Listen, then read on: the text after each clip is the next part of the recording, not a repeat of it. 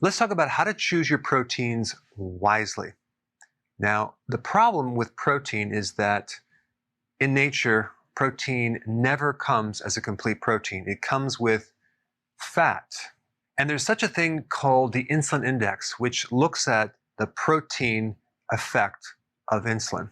So in other words, the leaner the protein, the more the spike in insulin. If you want to get into ketosis very, very deeply, you don't want to do the lean protein. You want to do more fattier protein. Now, if we look at the ketogenic diet as far as a pie chart, 5% should be carbs, and I failed to also add another 5% for salad and vegetables because I don't count those into the equation. So roughly 10% carbs, but half of that should be vegetable, and 20% protein. And then we have 70% fat. So we're just going to focus on the fat and the protein right now. So if we look at 70% fat to 20% protein, we're looking at the percentage of calories. And you can see, wow, that's a lot of fat to protein, right? It's actually 3.5 times more fat than protein. But if we take a look at the actual weight in grams, simply because there's more condensed energy in fat than protein, then we're dealing with a different ratio. We're dealing with 1.56 to 1 ratio. So we're talking about weight, okay? Because when people say, wow, you're eating this high-fat diet, you're eating 70% of your calories fat, it's really kind of like a little more than a 1-to-1 ratio. So when you really look at it from a weight point of view, it doesn't look that unreasonable, okay? So the more that we can align ourselves with this ratio right here, the more truly keto it is. Now, if we increase this even more, we have more fat to protein, then we're going to generate more ketones. And this is what they do for epileptic children. The diet is very, very high in fat because they're trying to generate enough ketones from the fat to really make it work. And when you have more fat to protein, it's really good on your digestive system. It's a lot better than doing leaner proteins. And of course, that depends on what type of fat you're talking about. But what happens too is when you increase more fat, you increase more stimulation of bile from your liver to actually digest the fat. People who are on a low-fat diet end up with a deficiency of bile, and they're more at risk for getting gallstones, which is interesting. All right, let's take a look at this chart right here. It's very, very interesting. So we have fat and protein. We're just looking at kind of the ratios here. An egg is the 1-to-1 ratio. So if you're eating egg, maybe you add a little more fat to that. You could do it several ways. You could add a little butter or whatever. Hamburger, 2-to-1. That's a pretty good ratio. Twice as much fat as protein. So hamburger is a really good thing to do for keto. I consume a lot of hamburger. Steak, look at this, 1-to-2. Wow. Most steak that you eat is just not fatty enough, and people tend to cut off the fat. They don't eat the fat. So if you're going to do a steak, make sure you add more fat to that meal. All right, chicken. Actually, it's lower in fat, higher in protein, so there's twice as much protein as fat. But I'm not sure about this one because here's the point. If you're eating this with the skin where there's some fat underneath it, this might even out to a 1.1 ratio. So always eat the skin on the chicken. All right, bacon, 1-to-1. Now you would think it'd be a lot higher in fat. It is, but you're frying off all the fat. So if you're doing bacon, you want to actually add some more fat to the meal. Okay, look at this, a pecan, 7-to-1. Pecan is very, very fatty. Of course, we're not talking about saturated fats. We're talking about omega-6 fatty acid. And there's a little bit of carb. Okay, there's a tiny bit of carb. But pecans are a really good nut to consume. I consume pecans probably on a daily basis. This is a good ratio. All right, now let's talk about the peanut. It's 2-to-1. It's a good ratio. But many times if I eat a meal, I will have some peanut butter with celery just to get a little bit more fat in the diet. All right, cod liver.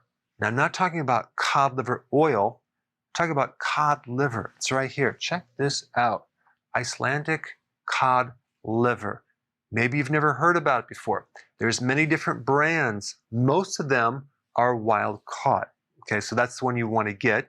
I don't know if they get it all from the same place, but this is quite good. Look at the ratio, 5 times as much fat to protein. This is definitely ketogenic food. And the oil in it actually is all from the cod liver, okay? So I'm not saying you're gonna drink the whole thing. You could, and maybe you should. You can actually put it in the refrigerator and have a little bit each day. But yesterday I consumed an entire can. It was a little too much fat in one sitting. But if you did a half of this, you'd be great. But yesterday I was not hungry for the entire day. I think I just had one meal, and normally I'll have 2, but this was extremely satisfying. Summer sausage. Now, what is summer sausage? It's a type of sausage, here's an example, that you normally don't need to refrigerate it unless you open it up and then you put it in the refrigerator. This one, it says to refrigerate. Okay, that's cool. But this is something that I consume on a regular basis as well. Of course, this one is organic, uncured summer sausage. The problem is trying to find summer sausage without dextrose, which is synthetic sugar, and without nitrates. Now, this does have celery juice, and I did a video on this topic. It's true that celery juice does have nitrates, and so therefore people say, well, it's the same as the nitrates you would get from other sources, right?